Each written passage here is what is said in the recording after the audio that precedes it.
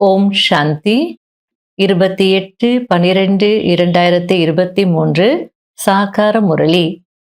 இன்று சிவ பகவான் கூறுகிறார், இனிமையான குழந்தைகளே, சதா பாத்திரம் அறிந்து தானம் செய்ய வேண்டும். வீணாக நேரத்தை வீணாக்க கூடாது. கேட்கும் நேரத்தில் அவர்களுடைய உள் உணர்வு எங்கு செல்கிறது என்று ஒவ்வொருவரின் நாடியை பாருங்கள். கேள்வி: குழந்தைகளாகிய நீங்கள் தூய்மையான உலகத்திற்கு செல்வதற்காக மிகவும் கடுமையான பத்தியத்தை கடைபிடிக்கிறீர்கள். அது என்ன? பதில்: இல்லறத்தில் இருந்து கொண்டு தாமரை மலர் போல் இருப்பது இதுதான் அனைத்தையும் விட மிக கடினமான பத்தியமாகும்.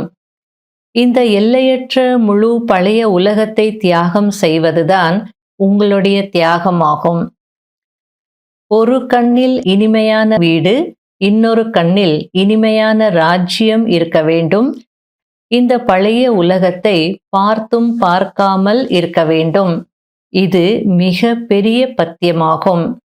இந்த பத்தியத்தின் மூலம் தூய்மையான உலகத்திற்கு சென்று விடுவீர்கள். முரளியின் பாடல்: பொறுமையாயிரு மனிதா. ஓம் சாந்தி. பாடலை கேட்ட உடனே குழந்தைகளுக்கு குஷி அதிகரித்து விட வேண்டும்.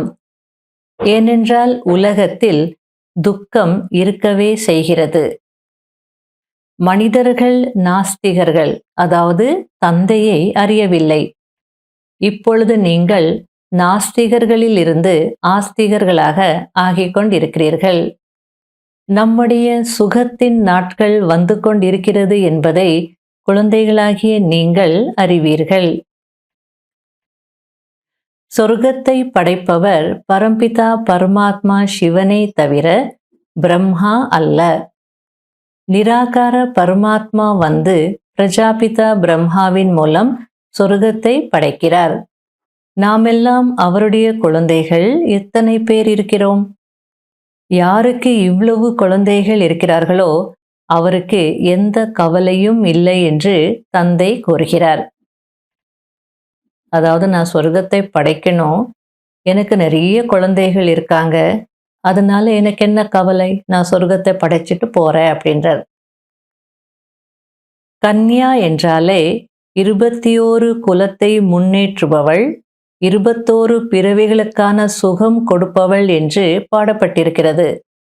நாம் பரம்பிதா பரமாத்மாவிடம் இருந்து 21 பிறவிகள் சத்தியுகம் திரேதாவில் சுகத்திற்கான ஆஸ்தியை அடைகிறோம். முழு உலகமும் தூய்மையற்றதாக இருக்கிறது. இதை தூய்மையாக்கக்கூடியவர் ஒரே ஒரு தந்தைதான். பழைய உலகத்தை மாற்றக்கூடியவர், சொர்க்கத்தை படைக்கக்கூடியவர், அனைவருக்கும் சத்கதி கொடுக்கும் வள்ளல் ஒரே ஒரு சத்குரு சிவ் பாபா தான். பிரம்மாவின் வாய்வழி வம்சத்தினர்களாகிய நாம் அவரிடம் இருந்து ஆஸ்தி அடைந்து கொண்டிருக்கிறோம். யோக பலத்தின் மூலம் உலக ராஜ்யத்தை அடைகிறோம், ஷரீர பலத்தினால் அல்ல. பாயிண்ட்களை நோட் செய்து பிறகு தாரணை செய்ய வேண்டும். இந்த பாயிண்ட்ஸ் புத்தியில் இருக்க வேண்டும். கன்யாக்களின் புத்தி நன்றாக இருக்கிறது. குமாரிகளின் பாதங்களை கழுவுகிறார்கள். குமார் மற்றும் குமாரி இருவரும் தூய்மையாக இருக்கிறார்கள். பிறகு ஏன் குமாரிக்கு மட்டும் புகழ் பாடப்படுகிறது? ஏனென்றால் இப்போதைய பெயர் என்ன இருக்கிறதோ, அதாவது பிரம்மா குமாரிகளாகிய நீங்கள் 21 குலத்தை முன்னேற்றக்கூடியவர்களாக இருக்கிறீர்கள். பாரதத்திற்கு ஆன்மீக சேவை செய்கிறீர்கள். எனவே குமாரிகளின் புகழ் பாடப்படுகிறது. அதாவது லௌகீக ரீதியாக பார்க்கும்போது குமார் குமாரி இருவருமே தூய்மையாக இருக்கக்கூடியவங்க தான். ஆனால் லௌகீகத்தில் கூட குமாரிகளுக்கு மட்டும் காலை கழுவுறாங்க, பூஜை செய்கிறாங்க. அதுக்கு பாபா ஏன் அப்படின்னு கேட்குறார். ஏன் அப்படின்னா, பிரம்ம குமாரியான நீங்கள் இப்போ சேவை செய்கிறீங்க. சேவை செய்து 21 குலத்தை உத்தாரம் செய்றீங்க, முன்னேத்துறீங்க. ஆகையால அதனுடைய ஞாபகார்த்தமாக லௌகீகத்திலேயும் குமாரிக்கு அந்த மாதிரி புகழ் இருக்கு அப்படின்றார். ஏன்னா ஆரம்பத்துல பிரம்ம குமாரர்கள் யாரும் சென்டர் நடத்துறதில்ல, குமாரிகள் தான், பிரம்ம குமாரிகள் தான் நடத்துனாங்க. இப்போ சமீப காலத்துல தான் அந்த மாதிரி பிரம்மகுமார்ஸ் வந்து சென்டர்ஸ் நடத்துறாங்க. பாபா இருக்கும்போது ஒருத்தர் 2 பேர் தான் இருந்தாங்க. ஆகையால பாபா குமாரிகள் இந்த சேவை செய்யறதுனால உங்களுக்கு லௌகீகத்துல கூட அந்த மாதிரி ஒரு புகழ் இருக்கு அப்படின்றார். பக்தியிலையும் சொல்லுவாங்க, கன்னிகா பரமேஸ்வரி சிவனுக்காக அந்த யாகத்துல விழுந்துடுவா, தன்னை அர்ப்பணிச்சிடுவா.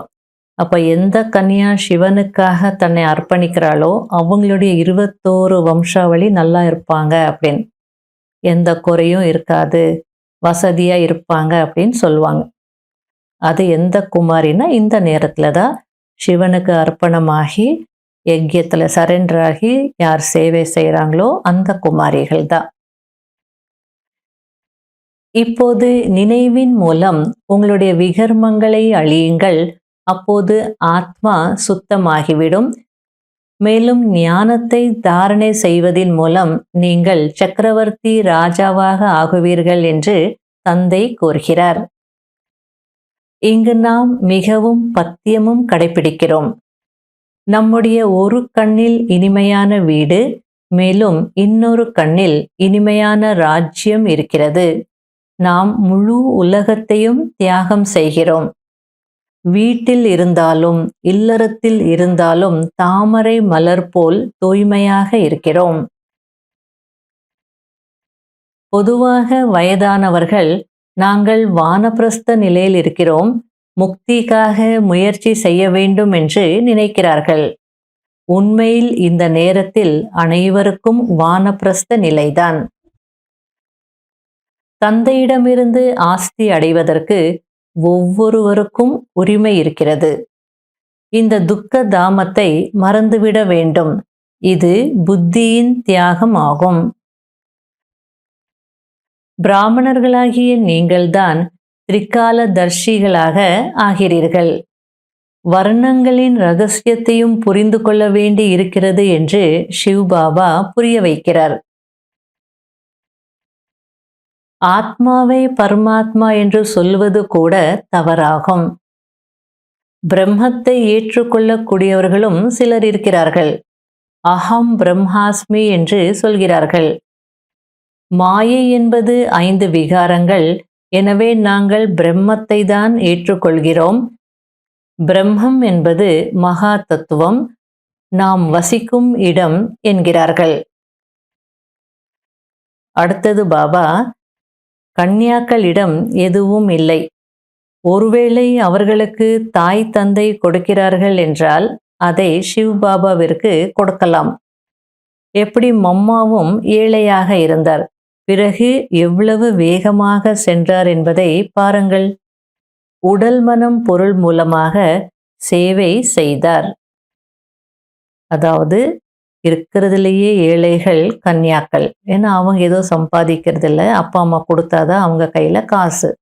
அப்பா அம்மா கொடுத்தால் அது சிவபாபாவுக்கு அர்ப்பணம் செய்யலாம். அப்படி பார்க்கும்போது மம்மா கூட ரொம்ப ஏழையாக தான் இருந்தாங்க. ஆனா ஞான யோகத்துல தாரணையில அவ்வளோ ஃபாஸ்டா போனாங்க. பணத்தின் மூலமா கூட செய்தாங்க. அப்படின்னா மற்றவங்களுக்கு நல்ல ஞானம் புரிய வச்சு அவங்க மூலமாக பணத்தின் சேவை செய்ய வச்சாங்க. அப்போ அதெல்லாம் அவங்க கணக்குல வரும் அப்படின்னு பாபா சொல்லிட்டு இருக்கிறார். இது சோகவனம், சத்யுகம் அசோக வனமாகும். நல்லது. இனிமையிலும் இனிமையான காணாமல் போய் கண்டெடுக்கப்பட்ட செல்ல குழந்தைகளுக்கு மாத் பிதா பாப் தாதாவின் அன்பு நினைவுகள் மற்றும் காலை வணக்கம். ஆன்மீக குழந்தைகளுக்கு ஆன்மீக தந்தையின் நமஸ்காரம். கடைபிடிக்க வேண்டிய முக்கியமான சாராம்சம். முதல் பாயிண்ட், இந்த வானப்பிரஸ்த நிலையில் இனிமையான வீடு மற்றும் இனிமையான ராஜ்யம், இந்த இரண்டையும் தவிர வேறு எதையும் நினைவு செய்யக்கூடாது. மற்ற அனைத்தையும் புத்தியினால் மறந்துவிட வேண்டும். முழுமையாக பற்றற்றவராக ஆக வேண்டும். 2வது பாயிண்ட், புத்தியின் மூலம் எல்லையற்ற தியாகம் செய்து ஆன்மீக யாத்திரை செய்ய வேண்டும். ஸ்ரீமத் படி தூய்மையாகி பாரதத்தின் உண்மையான சேவை செய்ய வேண்டும். வரதானம்: உயர்ந்த கர்மம் என்ற கிளையை பிடித்துக்கொண்டு இருப்பதற்கு பதிலாக பறக்கும் பறவை ஆகக்கூடிய ஹீரோ பார்ட்டுதாரி ஆகுங்கள். சங்கம யுகத்தில் என்ன உயர்ந்த கர்மம் செய்கிறீர்களோ அதுவும் வைர கிளைதான். சங்கமயுகத்தின் கர்மம் எவ்வளவு உயர்ந்த கர்மமாக இருந்தாலும் அந்த கர்மத்தின் பந்தனத்தில் மாட்டுவது மற்றும் எல்லைக்குட்பட்ட எதிர்பார்ப்பில் வருவது இதுவும் தங்க சங்கிலி போன்றது. இந்த தங்க சங்கிலி அல்லது வைர கிளையை பிடித்துக்கொண்டு தொங்கக்கூடாது. ஏனென்றால் பந்தனம் எதுவாக இருந்தாலும் பந்தனம்தான். எனவே அனைத்து பந்தனங்கள் என்ற எல்லைகளை கடந்து ஹீரோ பார்ட்டுதாரி ஆகுங்கள் என்ற நினைவை பாப்தாதா அனைத்து ஆத்ம பறவைகளுக்கும் நினைவூட்டுகிறார். அதாவது சங்கம யுகத்துல நம்ம என்ன சேவை செய்கிறோமோ அதெல்லாம் உயர்ந்த கர்மா தான். இந்த உயர்ந்த கர்மா கூட வைர கிளை போல அப்படின்றார். ஆகையால அது சாதாரண கிளையாக இருந்தாலோ வைர கிளையாக இருந்தாலோ அதில் மாட்டக்கூடாது.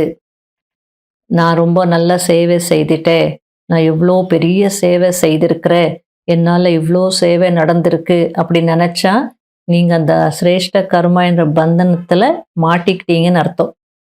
அல்லது நான் இவ்வளோ செய்திருக்கேன், எனக்கு பேர் வேணும் புகழ் வேணும் அப்படின்னு நினச்சிங்க, எல்லைக்கு உட்பட்ட விருப்பங்கள் இருந்தது அப்படின்னா அதுவும் தங்க சங்கிலி தான்.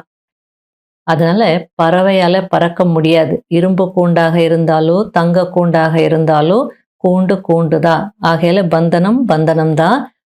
ஆகையில பாபா ஞாபகப்படுத்துறார், ஆத்ம பறவைகளே, எந்த வைர கிளையையும் தங்க கிளையும் பிடிச்சி தொங்காதீங்க, பறக்கும் பறவைகள் ஆகுங்க அப்படின்னு பாபா ஞாபகப்படுத்துறார். யாருக்கு? ஹீரோ பார்ட்டுதாரி ஆத்மாக்களுக்கு. ஸ்லோகன்: உள்மனதின் நிலையை பார்க்கும் கண்ணாடி முகம். எனவே முகம் ஒருபோதும் குழப்பமானதாக இருக்கக்கூடாது, குஷியானதாக இருக்க வேண்டும். ஓம் சாந்தி. இன்றைய அவ்வியக்த சமிகை: பந்தன் முக்த் ஆத்மா, அதாவது பந்தனத்திலிருந்து விடுபட்ட ஆத்மா என்றால் எப்போது வேண்டுமோ அப்போது ஷரீரத்தின் ஆதாரத்தை எடுப்பார், எப்போது வேண்டுமோ ஷரீர உணர்வை தியாகம் செய்து அஷரீரி ஆகிவிடுவார். அதற்கு சம்ஸ்காரங்களில் சரளத்தன்மை இருக்க வேண்டும், அதாவது ஈஸி நேச்சர் இருக்கணும் அப்படின்றார். சேவைக்காக ஷரீரம் என்ற ஆடையின் ஆதாரம் எடுத்துக்கொள்ளுங்கள். மேலும் சேவை முடிந்ததுமே அந்த ஷரீரம் என்ற ஆடையின் சுமையிலிருந்து லேசாகி விடுங்கள், விடுபட்டவராக ஆகிவிடுங்கள். ஓம் சாந்தி.